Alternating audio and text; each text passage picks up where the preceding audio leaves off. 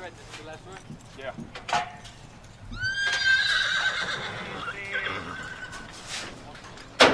Over here? Get it.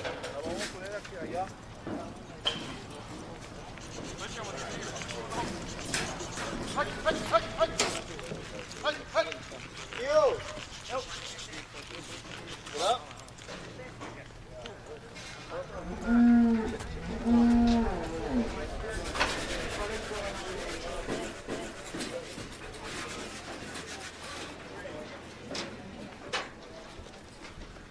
Hey, baby.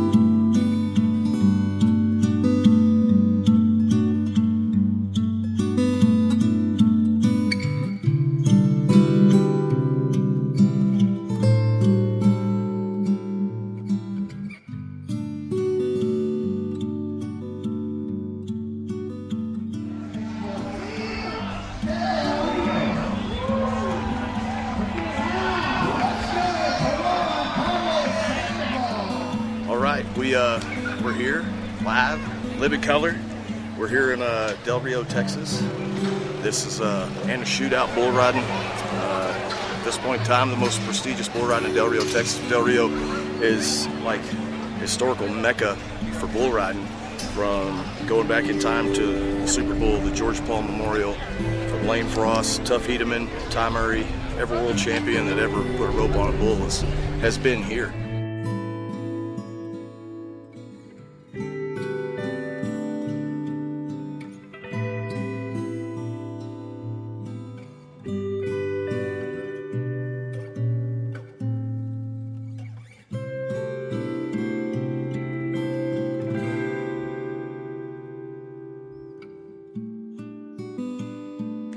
If you're gonna go where I'm trying to go and do what I'm trying to do, this is one of those you need on the list, you know. So I'm incredibly thankful to have this one on the list. I'm incredibly thankful to be here, and it's gonna be a fun one. It's a lot of fun. They know how to have fun in Del Rio.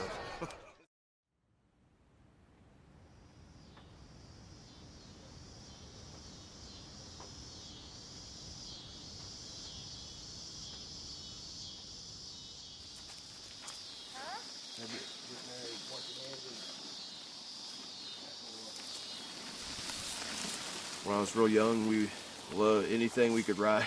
We were trying to ride it. Usually it was rope and steers, and you know, just everything kind of grows from there. It's kind of funny that Aaron ended up riding bulls, because originally, I remember when we first started riding horses, he was a little skittish, especially once we went from ponies to full-size horse. He was at first, a little uncomfortable on a horse. And, you know, we were in a pasture, and they'd take off on you sometimes and run you under some low-hanging trees, you know. It gets scary. He loved that. He loved riding the steers, having a good time.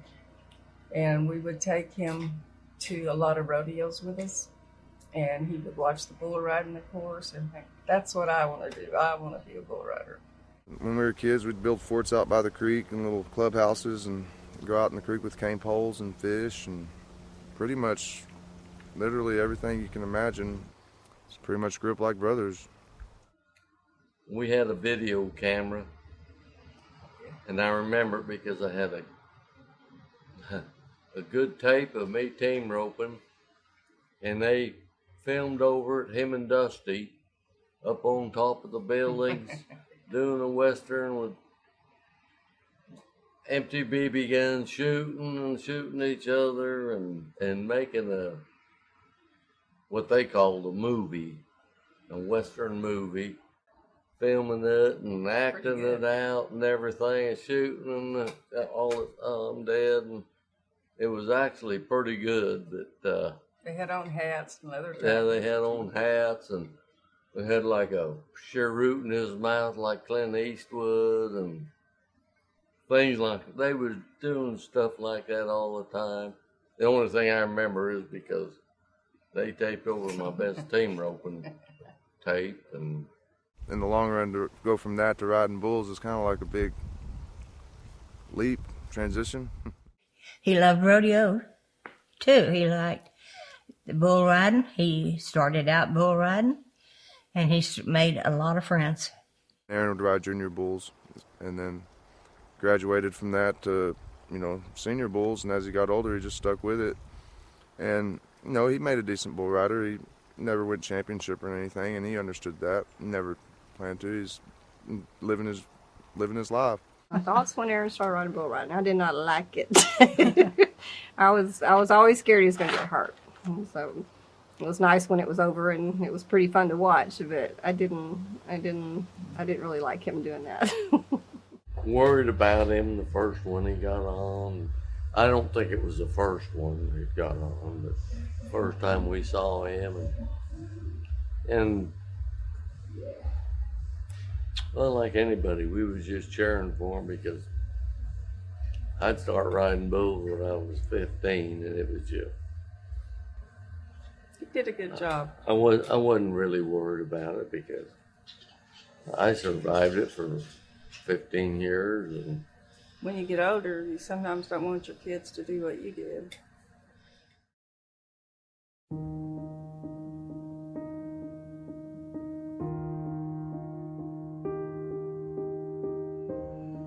We had a bull. I got him twice that night. The first time, one jump, two big jumps, turned back to the left, and something popped.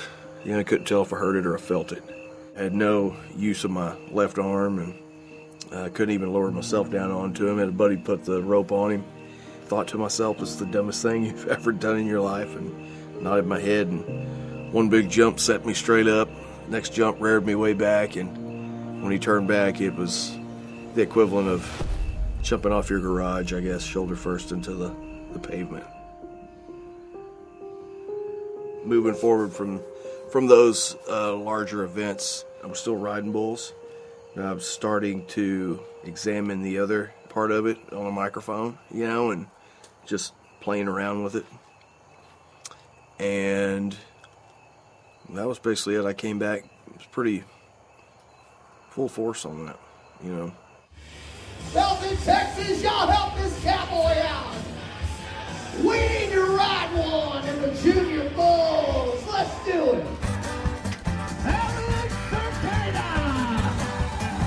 Come on. Come on. Oh. Come on,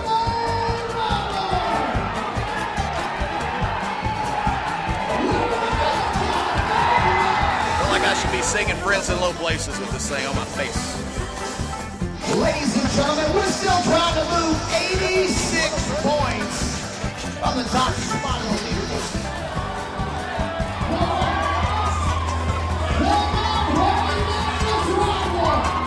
Holy cow. Ladies and gentlemen, three of the greatest bull riders on the face of the earth right now.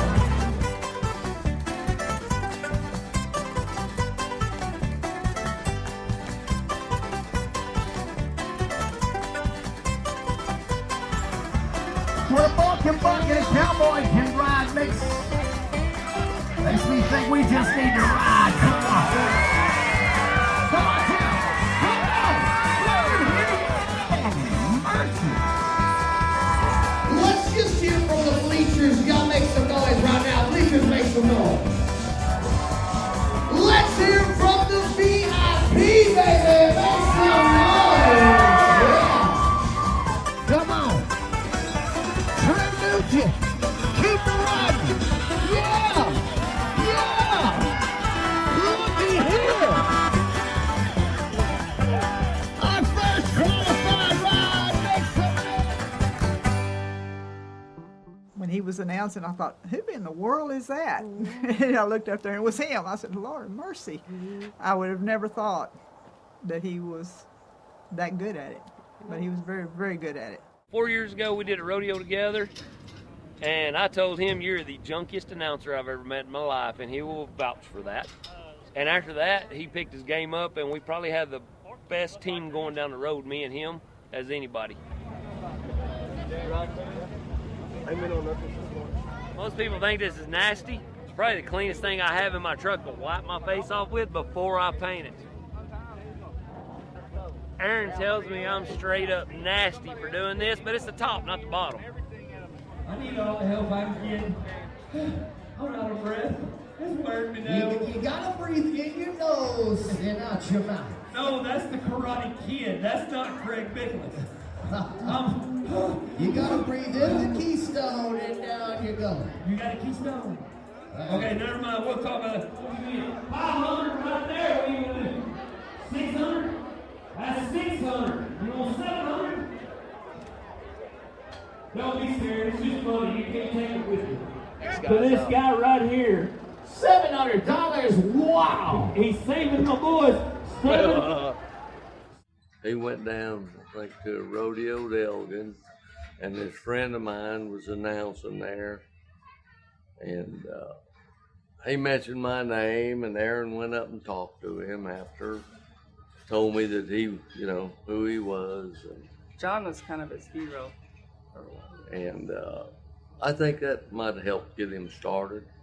It's taken him over a decade of learning and trying, and he's come into his voice, and his voice has changed from where he used to, when he first announced, he'd try to, I guess, personify what he thought was his announcing voice, and then he eventually came into his original voice, and it sounds right on money now. We're going to go to the Bull CX123. Going to be no score for you, Cowboy. As we go into the Jeff Harris Bull team. For Omar. Beer Goggles going to win that round, as don't they typically? Don't the Beer Goggles always win? Trying to get the Bull standing right. Shoe number 1. Look at the cloud stabbers on that one. Watch yourself, Jacob. Aaron, people our size ain't supposed to move like that. Y'all ready for this? Reed Barker, Sledgehammer, 89 points! I've known Aaron for quite a few years now. Met through rodeo and bull riding. If I'm involved in it and I get a say-so of who is going to have the microphone in the hand, it's a no-brainer. Aaron Presley is the first person that comes to mind. Well, I saw him at another bull riding down south, and he was announcing down there, and I thought, man, and I said, who is this guy? And I had to go meet him, and I met him. It was at Taylor, Texas, at a bull riding, and we just hit it off right away. I said, man, I want you to come work for me. I want you to come put on my shows, and I guess I stole him from them. As soon as I heard his voice, I walked right to the announcer stand. I said, hey, I'm J.C. Knapp. We're gonna be friends.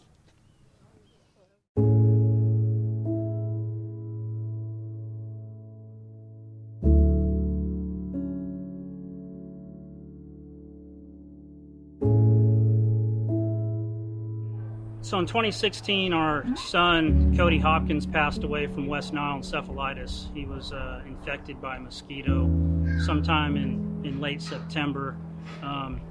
He was in Dale Children's Hospital in Austin for about 9 days, and he succumbed to the illness and lost his life. So every October we hold a memorial bull riding, which has now turned it into an invitational bull riding. It's grown throughout the years.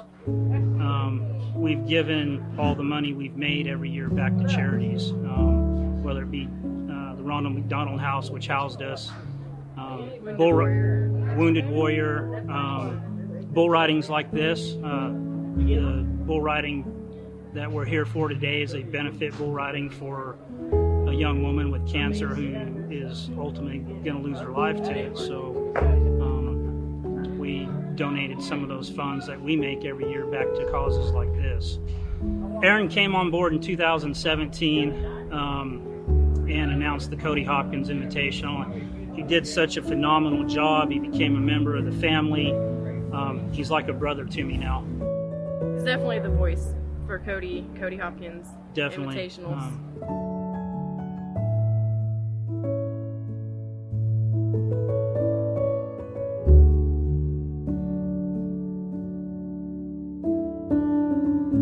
Every dime we can scrape together, to help help that family and help them through their time is kind of what we're doing.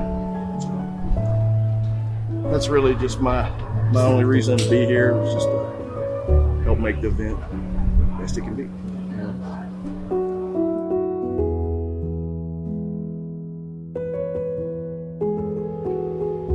I always wondered if he'd keep on with it and keep fighting for it, keep fighting for it. And he always did. I thought he's going to give up and do something else, but he kept. He never did. He had a hard time, you know, starting out. A rodeo announcer just starting out is hard.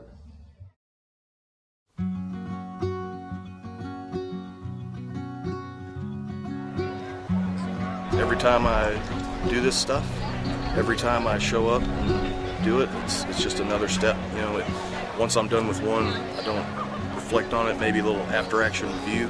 What could I have done better? What could I have fixed? But then it's on to the next one. You don't live in the rearview mirror in this world. So. Don't wait for me, honey. Don't wait. 'Cause I'm always heading. Anything that he ever wanted to do, he goes out and he figures out a way to do it. And he knows so much about everything, and he's so great at improv, and I think that's what makes him such a great announcer.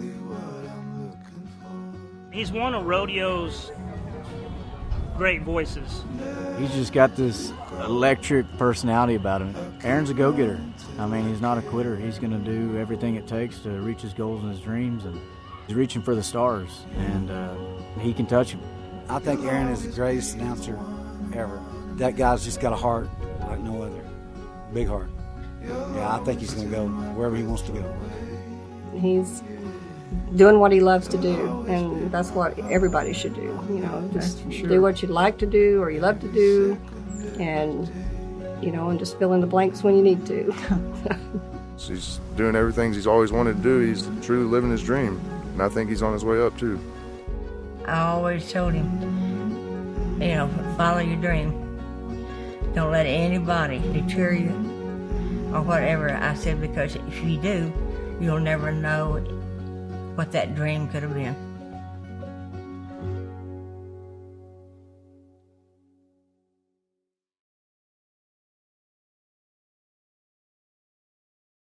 A lot of perseverance. He just kept after it and kept after it. He wasn't giving up. So I really respect him for that. Because you don't give up on your dream.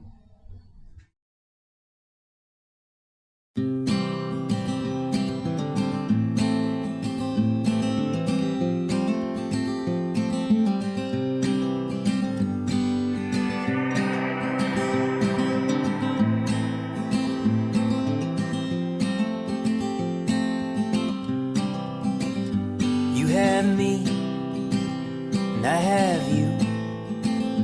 That's enough to paint lonesome black and blue. Yeah, I have you and you have me. That puts a bow up in the sky that tells the rain to cease. We've had up and we've had down. We've had warm nights, we've gone round and round. What I know, this much is true. There ain't a color in the rainbow that shines like you.